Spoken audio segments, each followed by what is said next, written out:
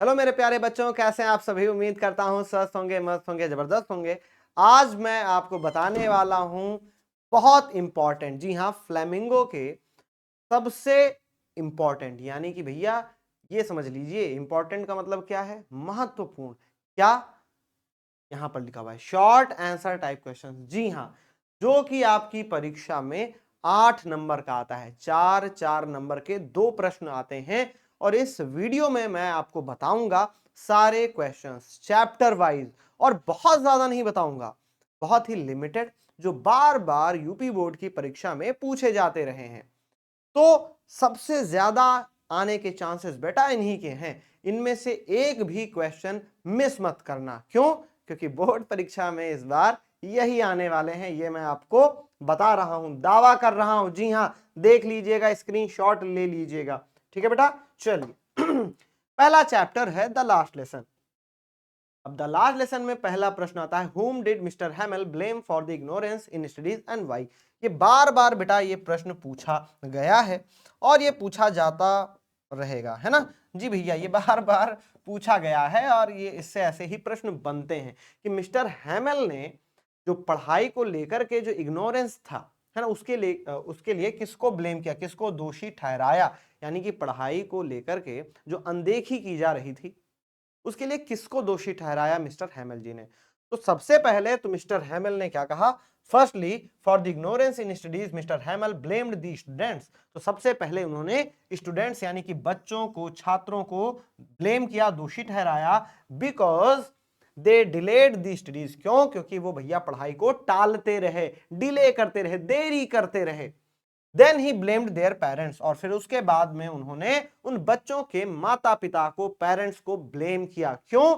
Who preferred them to work on a farm और at the mills, जिन्होंने prefer किया कि भैया उनका जो बच्चा है वो या तो किसी खेत में काम करे और या फिर किसी मील में काम करे। एंड देन, और उसके बाद में ही ब्लेम्ड हिमसेल्फ, उन्होंने खुद को भी दोषी ठहराया फॉर गिविंग देम हॉलीडेज, यानी कि उनको छुट्टी देने के लिए। तो इसके लिए उन्होंने भैया पहले बच्चों को दोषी ठहराया, है ना, उसके बाद उनके माता पिता को, और अंत में उन्होंने खुद को भी दोषी ठहराया। अगला है, what did mister Hamel say about the language and its importance. Mister Hamel ने भाषा और इसकी महत्वता के बारे में आखिर क्या कहा। Mister Hamel said that the French language was the most beautiful, the most logical and the clearest language in the world। सबसे इंपॉर्टेंट बेटा, सबसे इंपॉर्टेंट ये क्वेश्चन है, इससे ज्यादा इंपॉर्टेंट कुछ हो ही नहीं सकता। जी हाँ, ठीक है। तो मिस्टर हैमेल ने फ्रेंच भाषा को मोस्ट ब्यूटीफुल यानी सबसे खूबसूरत, मोस्ट लॉजिकल सबसे तार्किक, and the clearest language in the world, और सबसे स्पष्ट भाषा इस दुनिया में कहा। उन्होंने क्या कहा कि जो फ्रेंच भाषा है वो इस दुनिया की सबसे खूबसूरत, सबसे तार्किक और सबसे स्पष्ट भाषा है। He further said, और उन्होंने आगे कहा, that they must guard it among them and never forget it, कि उनको इसकी क्या करनी चाहिए, गार्ड करना चाहिए, इसकी रक्षा करनी चाहिए, ठीक है, और अपनी भाषा को कभी भी नहीं भूलना चाहिए, है ना, और वो अपनी भाषा को कभी भी ना भूलें। In the last lesson, name the countries who were fighting and describe the content of the bulletin board। आपको लास्ट लेसन चैप्टर में बताना है कौन से वह देश थे जो लड़ रहे थे और उस दिन बुलेटिन बोर्ड पर आखिर क्या कंटेंट था, क्या सामग्री थी। In the last lesson the French and the Prussian were fighting. तो भैया लास्ट लेसन में जो फ्रेंच थे और जो प्रूशियन थे, यानी कि जो फ्रांसीसी लोग थे और जो प्रशियाई लोग थे, वह लोग लड़ रहे थे, यानी कि फ्रांस और प्रशिया, इनका वॉर चल रहा था। For the last 2 years all the bad news had come from the bulletin board, और आखिरी के 2 सालों से सभी जो बुरी खबरें थी वो उस बुलेटिन बोर्ड से आती थी। An order had come from Berlin, तो एक आदेश आता है बर्लिन से, to teach only German in the school of Alsace and Lorraine, कि अब अल्सेक और लॉरेन के स्कूल्स में केवल जर्मन भाषा पढ़ाई जाएगी। The Germans had put this notice on the bulletin board, और जर्मन्स ने इस नोटिस को उस बुलेटिन बोर्ड पे चिपका दिया था। तो उस बुलेटिन बोर्ड पे यही लिखा हुआ था, आप लोग स्क्रीनशॉट ले लेंगे। नेक्स्ट है, what happened when church clock struck 12। क्या हुआ जब गिरजाघर की घड़ी ने 12 बजाए। When the church clock struck 12, the trumpets of the Prussian returning from their drill sounded at which। तो भैया जब चर्च ने 12 बजाए तो जो आवाज थी, जो ट्रम्पेट से प्रूशियन सोल्जर्स की, है ना, जब वो अपने जो है ड्रिल से, है ना, वापस लौट रहे थे। फ्रॉम देयर ड्रिल साउंडेड, तो यानी कि वो मार्च करते हुए, ड्रिल करते हुए आ रहे थे, है ना। तो भैया ढोल नगाड़े बज रहे थे, है ना, और वो एक दो एक आपने सुना होगा ना, जब पुलिस मार्च करती है या आर्मी मार्च करती है, ड्रिल करती है, तो आपने देखा होगा वो कैसे एक साथ एक स्वर में चलते हैं, ठीक है। उनके पैरों की आवाज, उनके साथ साथ जो भी बैंड बाजा बजते हैं, है ना, तो वो सारी चीजें, तो उसकी आवाज हुई। एट विच, जिसको सुनकर के मिस्टर हैमल स्टूड अप, मिस्टर हैमल खड़े हो गए। वेरी पेल, उनका चेहरा बहुत ही फीका पीला पड़ चुका था। इन हिज चेयर, और वो अपनी चेयर से, कुर्सी से खड़े हो गए। He try to give his farewell words but choked, तो वो अपना आखिरी शब्द कुछ बोलना चाहते थे बट चोक्ड, लेकिन उनका गला रूंध गया, है ना, रुक गए, यानी कि वो कुछ बोल ही नहीं पाए। In what way, according to Mr. Hamel, does the mother tongue serve even the enslaved people? तो किस प्रकार से मिस्टर हैमल के अनुसार जो मातृभाषा होती है वो सेवा करती है, यहां तक कि गुलाम लोगों की भी। According to Mr. Hamel, even if people are enslaved, तो मिस्टर हैमल के अनुसार अगर लोग गुलाम भी हैं, their mother tongue can act like a key to a prison, तो जो मदर टंग है, जो मातृभाषा है, वो किसी जेल के लिए क्या एक चाबी जैसे क्या है, एक्ट कर सकती है, बिहेव कर सकती है। He believed that French was the most beautiful and logical language in the world, तो उनका ये मानना था कि जो फ्रेंच भाषा है वो उस दुनिया की सबसे खूबसूरत, सबसे तार्किक भाषा है। And he wished that his countrymen had given it more importance, उन्होंने आशा करी कि उनके काश उनके देश वाले इसको थोड़ा और ज्यादा तवज्जो दिए होते, या आगे चल के और ज्यादा तवज्जो दें, ऐसी उन्होंने आशा करी। What did Mr. Hamel write on the blackboard with a piece of chalk? Mister Hamel ने white board, sorry black board पर, है ना, ब्लैक बोर्ड पर उन्होंने क्या लिखा, चौक से। मिस्टर हैमल फेस्ड दी ब्लैक बोर्ड, तो मिस्टर हैमल ब्लैक बोर्ड की ओर उन्होंने अपना चेहरा किया। एंड रोड द फ्रेज, और उन्होंने एक फ्रेज लिखा, क्या लिखा, वीवा ला फ्रांस, उन्होंने लिखा वीवा ला फ्रांस, जिसका मतलब होता है लॉन्ग लिव फ्रांस, यानी कि फ्रांस जिंदाबाद। As big as he could, उन्होंने उतना बड़ा लिखा जितना वो लिख सकते थे। These words meant long live France, इस शब्द का मतलब है फ्रांस जिंदाबाद। And showed mister Hamel's strong love for his country and his deep patriotism, और जो कि दर्शाता है मिस्टर हैमल का जो बहुत ही गहरा प्यार था उनके देश के लिए, और उनकी जो गहरी देशभक्ति थी उसको ये चीज दर्शाती है। अब लॉस्ट स्प्रिंग चैप्टर है, इसके क्वेश्चंस देख लेते हैं। Who was Mukesh, where did he belong and what was his ambition, Mukesh कौन था, वो आखिर कहां से बिलोंग करता था, यानी वो कहां का रहने वाला था। व्हाट वाज हिज एम्बिशन, और उसकी इच्छा क्या थी। What does Mukesh want to become in life, या फिर मुकेश अपने जीवन में क्या बनना चाहता था। इन दोनों का आंसर एक ही हो जाएगा। Mukesh was a young boy, तो मुकेश एक यंग बॉय था, है ना, एक नौजवान, एक छोटा बच्चा था। Belonging to the bangle making family, तो वो एक चूड़ी बनाने वाले परिवार से संबंधित था। फ्रॉम फिरोजाबाद, यानी फिरोजाबाद के चूड़ी बनाने वाले परिवार से वो संबंधित था। His ambition was different from his family, और उसका जो एम्बिशन था, उसकी जो इच्छा थी, वो उसके परिवार की इच्छा से अलग थी, डिफरेंट थी। As he wanted to become a motor mechanic, क्यों, क्योंकि वो एक मोटर मैकेनिक बनना चाहता था।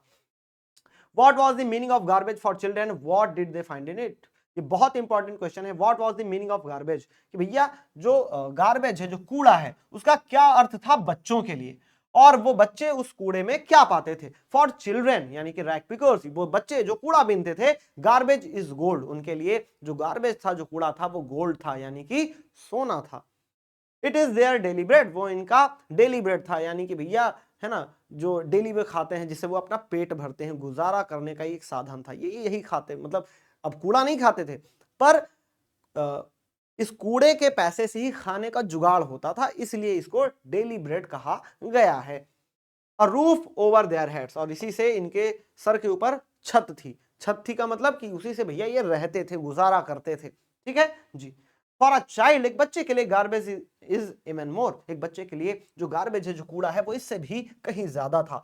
For the children garbage is wrapped in wonders, बच्चों के लिए जो गार्बेज था, जो कूड़ा था, वो आश्चर्य में लिपटा हुआ था, यानी कि आश्चर्य में लिपटा हुआ कोई चीज, है ना, आश्चर्य में लिपटा हुआ, क्यों, क्योंकि भैया when a rag pickers find a silver coin in a heap of garbage he don't stop scrounging, कि जब भी किसी कूड़े बीनने वाले लोग को कोई भी चांदी का सिक्का अगर कूड़े के ढेर से मिल जाता था, तब पर भी वो क्या है, उसको भैया छानना बंद नहीं करता था, यानी फिर भी वो कूड़े के ढेर में से कुछ और कीमती चीज मिल जाए, इसके लिए वो ढूंढता रहता था। For there is a hope of finding more, क्यों, क्योंकि उसमें उम्मीद होती कि शायद कुछ और मिल जाए, और ज्यादा मिल जाए। साहेब finds a rupee 10 rupee note. साहेब को कभी कभी 1 रुपए का नोट मिल जाता था और कभी कभी 10 रुपए का नोट भी भैया मिल जाता था। ठीक है, साहेब। चलिए, why did Saheb join at milk booth, क्यों साहेब ने मिल्क बूथ को ज्वाइन किया, यानी वहां नौकरी करी। What was he paid for his service, और उसको इस सर्विस के बदले, इस सेवा के बदले, इस नौकरी के बदले कितने पैसे मिलते थे। Saheb join the milk booth tea stall because of poverty, तो साहब ने पॉवर्टी यानी गरीबी के कारण उसको ज्वाइन किया था। There he was paid 800 rupees, वहां उसको 800 रुपए मिलते थे। एंड ऑल हिज मील्स, और उसको हर वक्त का खाना मिलता था। But he had to work harder and boundedly there because he was no longer his own master, लेकिन उसको यहाँ और ज्यादा काम करना पड़ता था, है ना, जिसकी कोई सीमा भैया नहीं थी, और वो यहाँ पर बंध चुका था। ठीक है, there because he was no longer his own master, क्यों, क्योंकि वो भैया अब अपना खुद का मालिक नहीं रह गया था। ठीक है, उस दुकान में काम करने लगा था, तो अब इसका मालिक उस दुकान का ऑनर हो गया था। चलिए अगला क्या है, वेयर इज सीमापुरी सिचुएटेड, क्या आखिर सीमापुरी कहां पर स्थित है। Seemapuri is a place located in outskirts of Delhi, तो ये सीमापुरी एक ऐसी जगह है जो दिल्ली के आउटस्कर्ट यानी बाहरी क्षेत्र में बसी हुई है। ठीक है, चलो, it is an old neighbourhood inhabited by mostly emigrants from across border in Bangladesh, और ये क्या है भैया, यहां पर जो निवासी हैं वो बांग्लादेश से आए हुए इमिग्रेंट्स हैं, शरणार्थी हैं। This place is home to several rag pickers, और ये जो जगह है वो कई यानी अनेक जो कूड़ा बीनने वाले लोग हैं उनके लिए घर है। Poverty is widely prevalent in this area, जो पॉवर्टी है, जो गरीबी है, वो इस जो है इस एरिया में, इस क्षेत्र में बहुत ज्यादा प्रचलित है, यानी कि देखी जा सकती है ना, सब लोग गरीब ही हैं, सब लोग गरीब हैं और सब लोग कूड़ा बीनते हैं। Describe the life of rag pickers at Seemapuri, आपको जो रैग पिकर्स हैं, कूड़ा बीनने वाले लोग हैं सीमापुरी के, उनके जीवन के बारे में भैया वर्णन करना है। Seemapuri is a settlement of more than 10,000 rag pickers, तो सीमापुरी क्या है भैया, सेटलमेंट है, यानी कि सीमापुरी इलाके में 10,000 से भी ज्यादा कूड़ा बीनने वाले लोग रहते हैं। Rag pickers live in structures of mud, जो रैग पिकर्स हैं वो क्या है भैया, मिट्टी के, मड मतलब होता है मिट्टी, तो मिट्टी के ढांचे में रहते हैं, यानी कि वो उनका जो घर है मिट्टी का बना होता है। ठीक है, they have roofs of tin, उनके ऊपर जो छत है वो किसकी है, टिन की है। एंड टॉर्पलिन, और भैया टॉर्पलिन है, टॉर्पलिन का मतलब क्या होता है, तो हम लोग टाट पट्टी नहीं छाप देते, हाँ, या फिर जो है ऊपर पन्नी वन्नी लगा करके, है ना, जो है हम लोग देखते होंगे, कई लोगों को पता होगा कि हम लोग अपने छत को ढकते हैं, है ना, पॉलीथीन से, जो ग्रीन कलर की आती है, ब्लू कलर की आती है। ठीक है, तो उसी प्रकार से इनका भी घर ऐसे ही होता था। देयर इज नो सेवेज, तो भैया पानी निकलने का कोई साधन नहीं था, है ना, ना नाली थी, ना ड्रेनेज था, और ना फिर जो रनिंग वाटर, यानी किसी चीज की भैया कोई सुविधा नहीं थी। They have lived there for more than 30 years, तो ये यहाँ लगभग 30 वर्षों से रह रहे थे। विदाउट एन आइडेंटिटी, यानी कि बिना किसी पहचान के लगभग 30 वर्षों से ये लोग रह रहे हैं। सीमापुरी मीन्स रैग पिकिंग, और सीमापुरी का मतलब क्या है, कूड़ा बीनना, यानी कि यहाँ जो भी रहता है वो भैया कूड़े बीनता है। What do the inhabitants of Seemapuri do for their survival, तो जैसा कि आपको पता है कि वो अपने सर्वाइवल के लिए क्या करते हैं, रैग पिकिंग करते हैं। स्क्रीनशॉट आप लोग ले लेंगे, सेम वही चीज है। What explanation does the author offer for children not wearing footwear, क्या स्पष्टीकरण ऑथर देती हैं उन बच्चों के लिए जो बच्चे जो है वो जब जूता नहीं पहनते हैं ना, या नंगे पैर जो बच्चे हैं, है ना, तो इसके लिए क्या एक्सप्लेनेशन, क्या स्पष्टीकरण ऑथर देती हैं, क्या कारण बताती हैं कि ये बच्चे जो है ये नंगे पैर क्यों रहते हैं।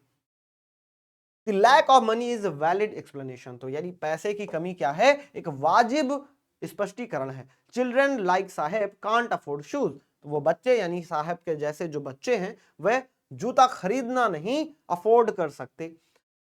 When Saheb gets a pair of shoes he wears, और जब साहेब को क्या मिलता है, एक जोड़ी जूता मिलता है तो वो भैया उसको पहन लेता है। One explanation is that it has become a tradition for them, तो भैया दूसरा एक्सप्लेनेशन, एक तो ये हो गया कि उनके पास पैसे नहीं है, बहुत गरीब हैं, वो भैया खरीद ही नहीं सकते। दूसरा एक्सप्लेनेशन क्या है कि चूंकि वहां सभी बच्चे नंगे पैर ही रहते हैं, तो उनके लिए क्या बन चुका है, ट्रेडिशन बन चुका है, एक भैया परंपरा बन चुकी है ना, एक ट्रेडिशन बन चुका है for them to stay barefoot, कि वो नंगे पैर ही रहें। But the writer doubts it, लेकिन जो राइटर है, लेखिका है, वो इस पर शंका व्यक्त करती हैं कि वो उनकी परंपरा बन गई, उनके लिए ट्रेडिशन है। क्यों, क्योंकि उनको पता है ना कि भैया वो खरीद ही नहीं सकते, तो सभी बच्चे जो है नंगे पैर ही रह रहे हैं, है ना, तो आप उसको परंपरा कह दें। हालांकि कई सालों से ऐसा होता रहा है कि बच्चे नंगे पैर ही रहते हैं, लेकिन इनका मानना है कि नहीं, वो है ना, जो गरीबी वाला कारण है वो ज्यादा वाजिब है। तो ये 2 रीजन है। चलिए अगला है, what are the hazards of working in the glass bangle industry. क्या क्या कठिनाइयां हैं, परेशानियां हैं, है ना, ग्लास बैंगल इंडस्ट्री में काम करने के, है ना, क्या क्या नुकसान है। To work in the glass furnaces with high temperatures, यानी कि जो ग्लास फर्नेसेस है, फर्नेसेस मतलब होता है भैया भट्टियां, तो जो कांच की भट्टियां हैं उसमें काम जब आप करते हैं विद हाई टेम्परेचर्स, यानी कि बहुत ही ज्यादा उच्च तापमान में, इन डिंजी सेल्स, एकदम काल कोठरियां, है ना, जो छोटी छोटी काल कोठरियां होती हैं, विदाउट एयर एंड लाइट, बिना हवा और किसके भैया, लाइट के, बिना प्रकाश के। The children loss the brightness of their eyes, भैया जो बच्चे हैं वो अपनी आंखों की रोशनी खो देते हैं, आंखों की चमक खो देते हैं, यानी आंखों की रोशनी खो देते हैं। Are the hazards of working in the glass bangle industry, तो ये क्या है, नुकसान है ग्लास बैंगल इंडस्ट्री में काम करने के, कांच बनाने वाले चूड़ी उद्योग में काम करने के, है ना, ठीक है, चूड़ी बनाने वाले कांच उद्योग, है ना, ये आप समझ लेंगे, स्क्रीनशॉट ले लेंगे बेटा। चलिए, what was the importance of garbage for children in Seemapuri, मैंने आपको बताया what was the utility of garbage for the poor children in Seemapuri, तो क्या है उनके लिए, रैप्ड इन वंडर है, गार्बेज क्या है, रैप्ड इन वंडर, यानी आश्चर्य में लिपटा हुआ खजाना है, स्क्रीनशॉट ले लेंगे। अगला क्या है, what does garbage mean to the elderly people, यानी कि जो बड़े लोग हैं उनके लिए कूड़ा का क्या मतलब है, तो भैया उनके लिए क्या है, garbage has different meaning for the children and their parents, तो यानी बच्चे और उनके माता पिता के लिए अलग अलग मतलब है, ठीक है। फॉर एल्डरली पीपल, यानी कि जो बड़े लोग हैं, और दी पेरेंट्स या फिर जो माता पिता हैं, it is means of survival, उनके लिए क्या है, ये सर्वाइवल है ना, यानी इसी से ये जिंदा रहते हैं, है ना, इसी से ये जिंदा रहते हैं। और बच्चों के लिए तो आश्चर्य में लिपटा हुआ खजाना है, उनको मजा आता है, लेकिन इनके लिए क्या है, यही जीवन है भैया, अगर जीवित रहना है तो कूड़ा बीनते रहना है, तो उनके लिए यही कूड़ा है ना, कूड़ा ही उनके जीवन जीने का भैया एकमात्र चीज है। What did the children find in garbage, बच्चों को गार्बेज में क्या मिलता है। What was the importance of garbage for children in Seemapuri, what did they find in it, ये मैंने आपको बताया है, सेम वही चीज है, ठीक है जी, स्क्रीनशॉट बेटा ले लेंगे। चलिए अब डीप वाटर में आते हैं, डीप वाटर में देखते हैं, how deep was the pool, आखिर स्विमिंग पूल कितना गहरा था। What was there inside the water, वहां पानी में उसके अंदर क्या था। The pool was only 2 or 3 feet deep at the shallow end, तो जो पूल था, स्विमिंग पूल था, वो केवल 2 या 3 फीट ही गहरा था शैलो एंड की ओर, यानी शैलो एंड जहां पर पानी क्या था, छिछला था, जहां पर कम पानी था वहां 2 ही 3 फुट वो गहरा था। And 9 feet deep at the other, और जहां पर पानी ज्यादा था तो वहां कितना था, 9 फीट गहरा पानी था। There was nothing inside the water except yellow tinge, तो भैया कुछ भी पानी के अंदर नहीं था एक्सेप्ट दी येलो टिंज, यानी कि भैया जो पानी के सबसे नीचे है ना जो फर्श होती है वो क्या थी, वो पीली हो गई थी, ठीक है जी हाँ, तो यही बताया गया है। चलो, वॉट टेरर सीज्ड डगलस, की किस चीज ने जो है डगलस जी को भैया जकड़ लिया था, कौन सी दहशत ने जकड़ लिया था। What was its effect on him, और इस पर उन पर का क्या प्रभाव पड़ा। The terror of water seized Douglas, तो भैया पानी का जो डर था, टेरर था, दहशत थी, उसने डगलस को जकड़ रखा था। When his father took him to the beach in California, जब उसके पिताजी उसको कैलिफोर्निया के बीच पर लेकर के गए, they both stood together in the surf, तो वह लोग एक साथ खड़े हुए। The waves knocked him down, और जो एक लहर आई और उसने इनको घिरा दिया, एंड स्वेप्ट ओवर हिम, और इनके ऊपर से बह करके चली गई। He was buried in water, ये पानी में दफन हो गए थे। His breath was gone, इनकी सांस जा चुकी थी, यानी सांस रुक गई थी। एंड ही वॉज फ्राइटेंड, और ये बहुत ज्यादा घबरा गए थे। He had an aversion to the water when he was in it, और इससे भैया इनको इनके मन में क्या हुआ, पानी को लेकर के एवर्जन हो गया, घृणा हो गई, अरुचि हो गई। This started when he was 3 or 4 years old, और ये तब हुआ जब वो 3 या 4 वर्ष के थे।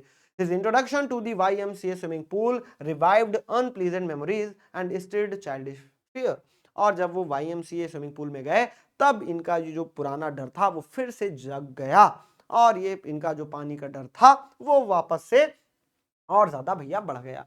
What did the author thinks when he was drowning in the water, author क्या सोच रहे थे जब वो पानी में डूब रहे थे, उन्होंने क्या सोचा था। Inside the water Douglas made the strategy to hit the bottom, तो पानी के अंदर डगलस जी ने एक स्ट्रेटजी बनाई, एक योजना बनाई कि वो बॉटम को यानी कि तलहटी को क्या करेंगे, हिट करेंगे, यानी कि जोर से पैर से हिट करेंगे, मेक अ बिग जंप, और फिर वो एक ऊंची लंबी छलांग लगा देंगे, कम टू द सरफेस, और वो सरफेस पर यानी पृष्ठ पर आ जाएंगे, लाई फ्लैट ऑन इट, और वो उस पर फ्लैट लाई हो जाएंगे, लेट जाएंगे, and paddle to the edge of the pool, but every time his strategy failed.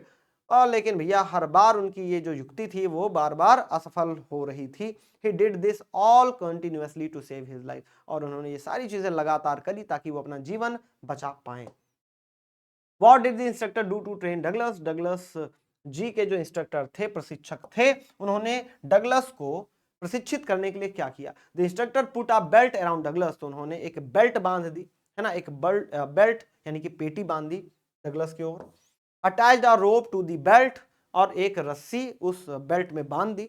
Went through a पुली, एक पुली के द्वारा, है ना, ऊपर बांध दिया भाई साहब, ताकि आप जो है इनका डर भी खत्म हो जाए ना कि पानी में अब तुम गिरोगे नहीं, डूबोगे नहीं, ऊपर पुली बंधा हुआ है ना। जी हाँ।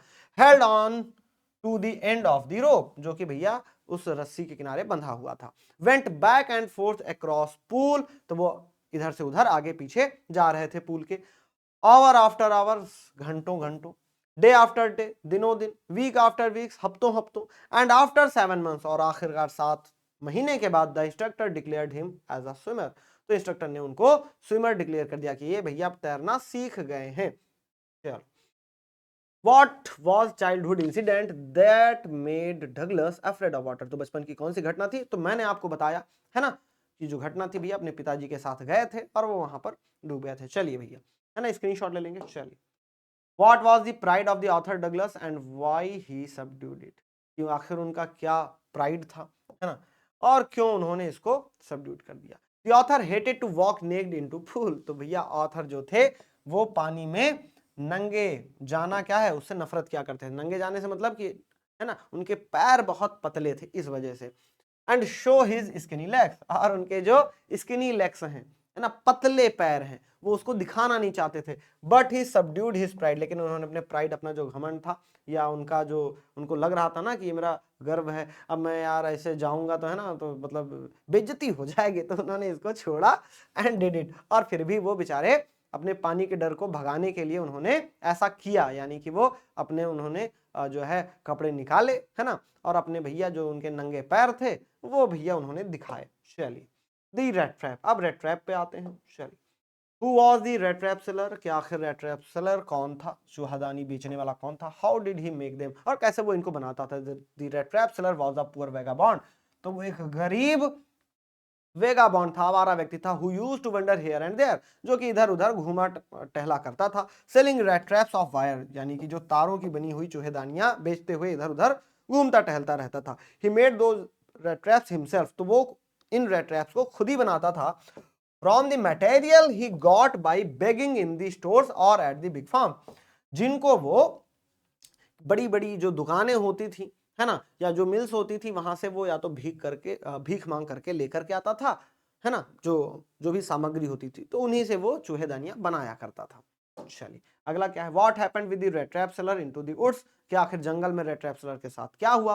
When the rat trap seller stole 30 kroner off the crofter, जब रेड ट्रैप सेलर ने, यानी चूहेदानी बेचने वाले ने 30 क्रॉनर चुरा लिए, किसके? क्रॉफ्टर के, यानी किसान के। He run into the woods, तो वो जंगल में भाग गया। Where he was trapped in the forest, जहां वो जंगल में क्या हो गया? ट्रैप्ड हो गया, पूरी तरह से फंस गया।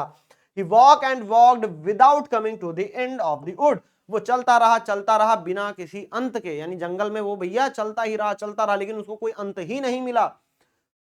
He finally realized, और उसको आखिरकार ये आभास हुआ, उसने महसूस किया, that he was walking round and round the same spot, कि वो एक ही जगह पर बार बार घूम रहा है। This made him frustrated and tired,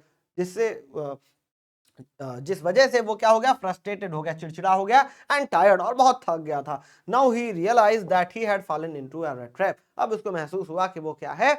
वो भैया रेड ट्रैप में फंस गया है, यानी कि खुद वो इस दुनिया को चूहेदानी ही समझता था, है ना, तो भैया इस प्रकार से उसने सोचा कि वो फंस गया। चलिए, what Christmas present did एडला receive from the peddler, क्या क्रिसमस प्रेजेंट था, क्रिसमस का तोहफा क्या था जो एडला ने रिसीव किया? किससे? पेडलर से।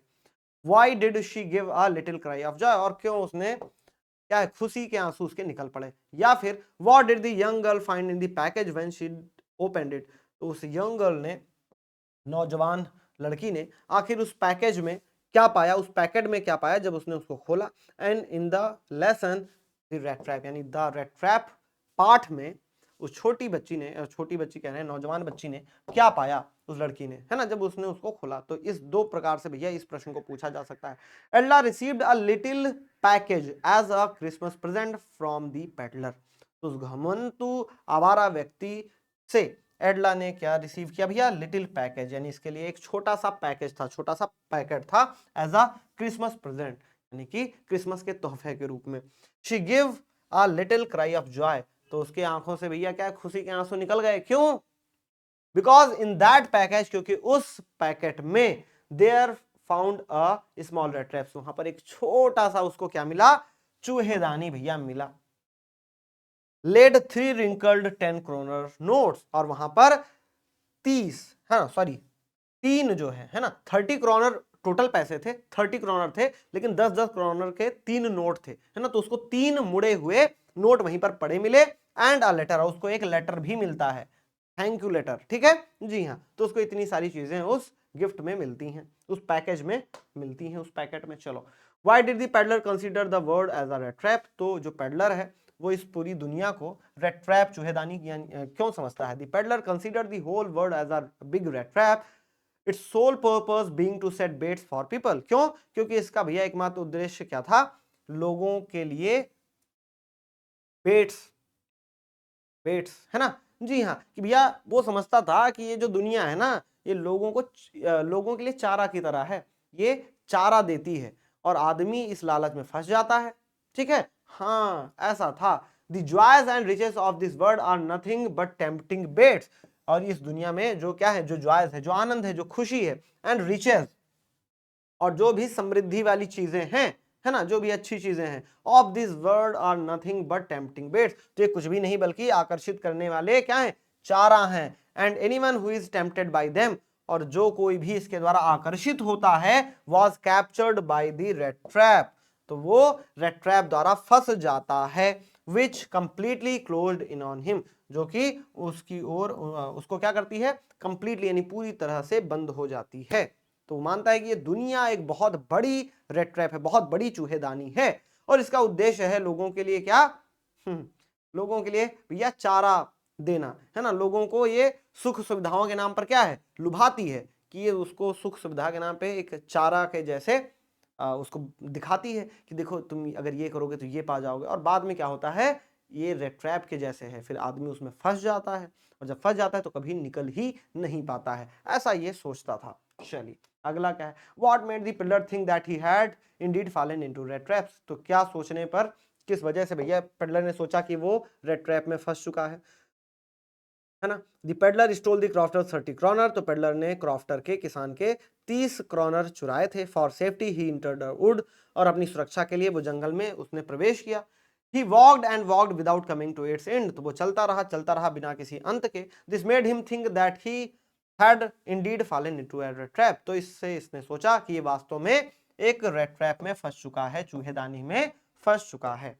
चलिए, from where did the peddler get the idea of the word being a rat trap, तो कहां से उसको ये आइडिया आता है। The peddler was a vagabond who went around selling rat traps made by him, one day as he was just thinking about his own rat traps, तो एक दिन वो खुद के ही बनाए चूहेदानियों के बारे में सोच रहा था। He was struck by the idea, तो तभी उसके दिमाग में एक विचार कौन था, that the world was a big rat trap, कि ये दुनिया भैया एक बहुत बड़ी चूहेदानी है। Why did the man selling rat traps resort to begging and petty thievery, क्यों जो व्यक्ति था उसको भीख भी मांगनी पड़ती थी भाई साहब, है ना, कि भीख भी मांगनी पड़ती थी और छोटी मोटी चोरियां भी करनी पड़ती थी। ये जो चूहेदानी बेचने वाला लोग है, तो क्यों उसको ऐसा करना पड़ता था। The man selling the rat trap resorted to begging and petty thievery to survive, तो उसको ऐसा करना पड़ता था जीवित रहने के लिए, सर्वाइवल के लिए। This business of red trap did not earn him anything, तो इसका जो बिजनेस था, इसका जो धंधा था चूहेदानी वाला, है ना, उससे उसको भैया कुछ भी नहीं मिलता था। And wherever the peddler went, और जहां कहीं भी जाता था, people were hostile to him, तो लोग भैया इसको ऐसे क्या करते थे, अरे यार चलो हिम अवे, ठीक है चलो, एंड चेज्ड हिम अवे, और इसका पीछा क्या करते थे। So he resorted to begging and stealing, तो इसलिए ये बेगिंग यानी कि चोरी, भैया बेगिंग मतलब भीख मांगना, स्टीलिंग मतलब चोरी, तो इसलिए वो चोरी और भीख मांगना दोनों काम किया करता था ताकि जीवित रह पाए। Why did the iron master speak kindly to the peddler and invite him home? तो क्यों आयरन मास्टर ने उस जो है कारखाने, लोहे के कारखाने के जो मालिक थे, उसने क्यों पेडलर से बहुत ही विनम्रता पूर्वक बात करा और उसको अपने घर का निमंत्रण दिया? क्यों भैया? क्योंकि उसने उसको अपना पुराना साथी समझ लिया था, इसलिए उसके साथ बहुत ही ज्यादा पोलाइटली उन्होंने बात करी और उसको अपने घर आने का निमंत्रण दिया। ठीक है, अब इंडिगो चैप्टर देखते हैं भैया। चलो, why did Gandhi ji chide the lawyers? तो गांधी जी वकीलों के ऊपर क्यों गुस्सा हुए, क्यों चिल्लाए? तो गांधी जी इसलिए भैया गुस्साए क्योंकि वो लोग बहुत ही मोटी फीस ले रहे थे। ठीक है, charging high fees from the poor share croppers. तो भैया बेचारे गरीब बटाईदार किसानों से ज्यादा फीस ले रहे थे, है ना, तो इसलिए वो भैया चिल्लाए। स्क्रीनशॉट ले लेंगे। अगला क्या है, what did Gandhi ji do to improve the miserable condition of the farmers at Champaran? Screenshot सभी बच्चे ले लेंगे। ठीक है, बहुत आसान है बेटा, बहुत आसान है, तो सभी बच्चे स्क्रीनशॉट लेंगे, इन्हीं में से एग्जाम में पूछा जाएगा। What prompted Gandhi ji to urge the departure of the British? ये भी बहुत इंपॉर्टेंट है बेटा, फटाफट आप लोग स्क्रीनशॉट ले लेंगे, इन्हीं में से आएगा। What did Rajkumar Shukla do to bring Gandhi ji to Champaran? Rajkumar Shukla ने आखिर क्या किया गांधी जी को चंपारण लाने के लिए? स्क्रीनशॉट ले लेंगे बेटा सभी प्यारे बच्चे।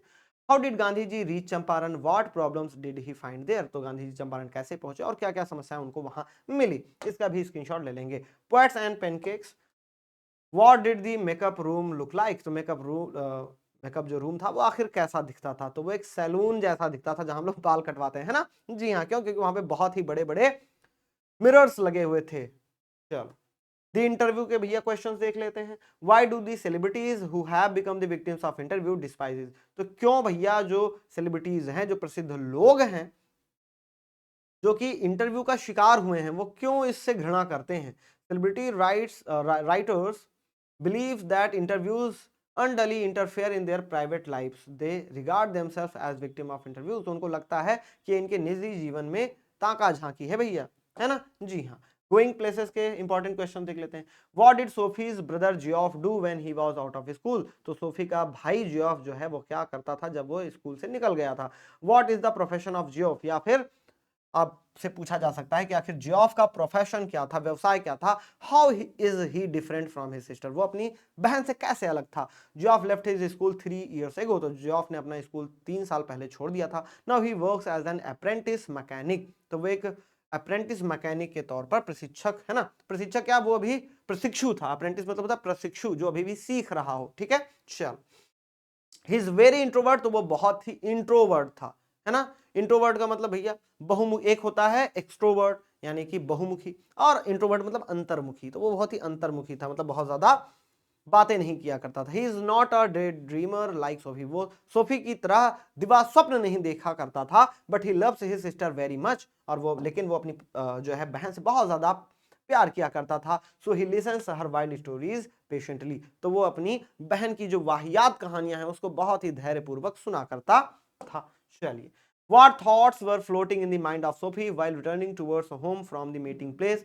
What did she feel on the way? तो क्या फ्लोटिंग जो है, जो थॉट्स हैं, जो विचार हैं, वो तैर रहे होते थे या तैर रहे थे, है ना, जब सोफी अपने घर वापस आ रही थी फ्रॉम दी मीटिंग प्लेस, यानी कि जो मुलाकात की जगह थी वहां से जब वो वापस आ रही थी, और वो वहां क्या महसूस कर रही थी? When Sophie was returning to her home from the meeting place, she imagined a future wherein she would meet Danny Casey in the Royal Arcade। तो वो भविष्य के बारे में सोच रही थी कि जब वो मिलेगी, है ना, कैसे वो मिलेगी।